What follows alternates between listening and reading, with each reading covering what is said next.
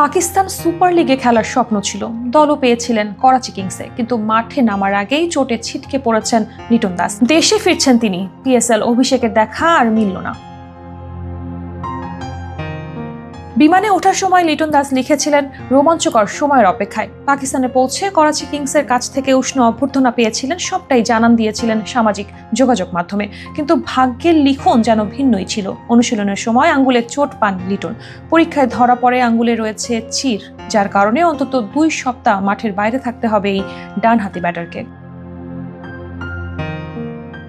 নিজের official Facebook পেজে বিষয়টি নিশ্চিত করেছেন লিটন দাস। লিখেছেন, করাচি কিংসের হয়ে পিএসএল খেলতে আমি সত্যিই মুখিয়েছিলাম, কিন্তু স্রষ্টার পরিকল্পনা ছিল অন্যরকম। বিসিবির প্রধান চিকিৎসক দেবাশিস চৌধুরী জানিয়েছেন, লিটন ব্যথা পেয়েছে শুনেছি, দেশে ফিরে এলে ভালোভাবে দেখে বোঝা যাবে আসল অবস্থা। এবারের পিএসএল এর নিলাম থেকে করাচি কিংসই প্রথমবারের মতো লিটনকে দলে নেয়। বিসিবির কাছ থেকে পুরো আসরের জন্য পেয়েছিলেন অনাপত্তিপত্র। এর আগে আইপিএল আর এলপিএল এ মাঠে নামলেও পিএসএল এ খেলার সুযোগ এবারই প্রথম এসেছিল তার সামনে, কিন্তু সেই অপেক্ষায় যাত্রাপথ থেমে গেল অনাকাঙ্ক্ষিত এক চোটে।